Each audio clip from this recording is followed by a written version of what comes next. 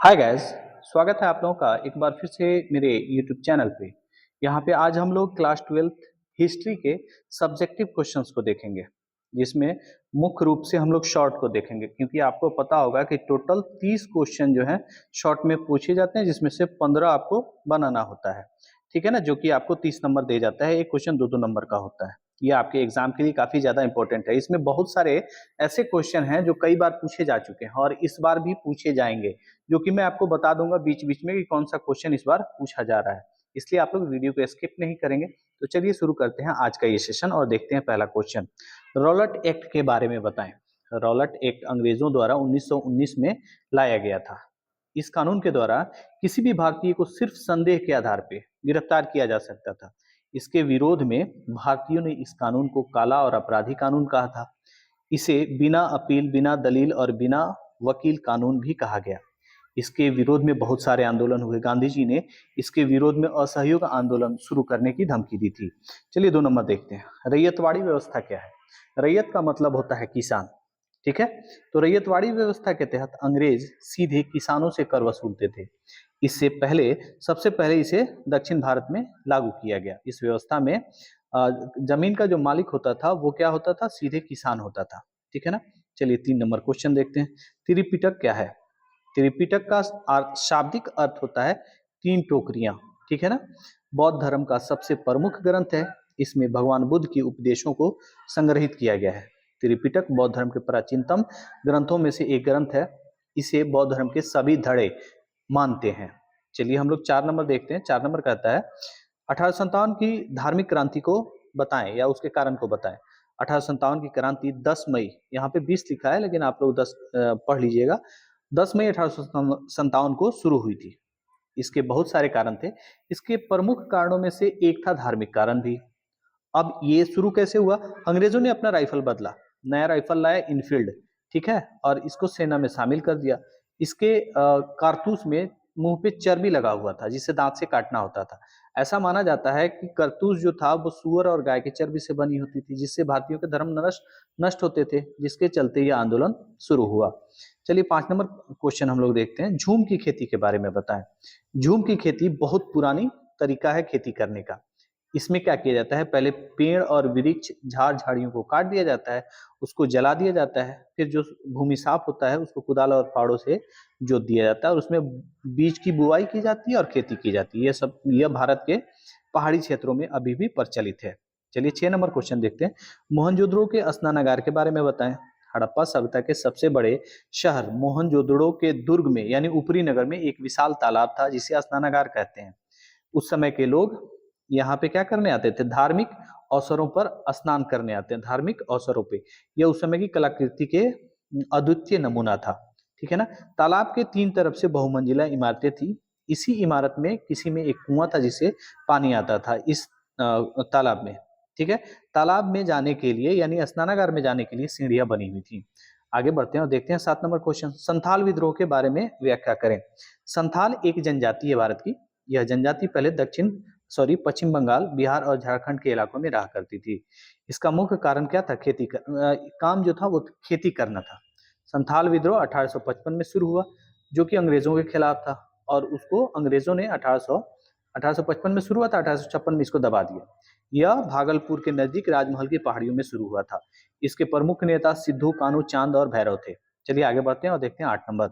हड़प्पा सभ्यता के पतन के कारण को बताएं। हड़प्पा सभ्यता का पतन ऐसा माना जाता है कि 1750 ईस्वी पूर्व हुआ था। हड़प्पा सभ्यता के पतन के अनेक कारण हैं और अलग अलग विद्वान इसका अलग अलग मानते हैं। कुछ का कहना है कि अचानक सिंधु नदी ने अपना धारा बदला, जिसमें सारे लोग दह गए यानी बाढ़ में मारे गए। कुछ लोगों का कहना है कि भारी आक्रमण हुआ, जिसके चलते सारे लोग मारे गए। कुछ लोगों का कहना है कि प्राकृतिक आपदा आया होगा, भूकंप, सुनामी वगैरह टाइप का, जिसके चलते सारे लोग मारे गए। लेकिन ऐसा नहीं हो सकता, इसके लिए एक कारण उत्तरदायी नहीं हो सकता है। चलिए अब 9 नंबर देख लेते हैं। दांडी मार्च के बारे में बताएं। यह गांधी जी द्वारा शुरू किया गया एक आंदोलन था। इसके जरिए गांधी जी ने नमक कानून को भंग किया था। ठीक है ना। इस आंदोलन के साथ ही गांधी जी ने सविनय अवज्ञा आंदोलन शुरू किया था। इसमें गांधी जी साबरमती आश्रम से गुजरात के एक तटीय गांव यानी समुद्र के किनारे वाले गांव तक की यात्रा की थी। वहां पहुंचकर यानी दांडी पहुंचकर गांधी जी ने क्या किया था? नमक इकट्ठा किया था और नमक कानून को भंग किया था। यह आंदोलन 12 मार्च 1930 को शुरू हुआ था। चलिए 10 नंबर देखते हैं। आयंगर व्यवस्था क्या है? विजयनगर साम्राज्य में प्रत्येक गांव को एक स्वतंत्र प्रशासनिक इकाई के रूप में गठित किया गया था, यानी माना जाता था। इसके प्रशासन को चलाने के लिए 12 व्यक्तियों की एक समूह का चयन किया गया, जिसको ये लोग क्या कहते थे? आयंगर कहते थे। आयंगर राजकीय अधिकारी होते थे, यानी राजा के अधिकारी होते थे। यह पद अनुवांशिकता वाली पद होती थी, यानी अनुवांशिक होती थी। एक आयंगर के मरने के बाद उसका बेटा आयंगर बन जाता था। वेतन के रूप में आयंगर लोगों को उनके द्वारा वसूली गई कर और लगान के रूप में वही मिल जाता था। चलिए आगे बढ़ते हैं, देखते हैं 11 नंबर। हड़प्पा सभ्यता में जल निकासी के बारे में बताएं।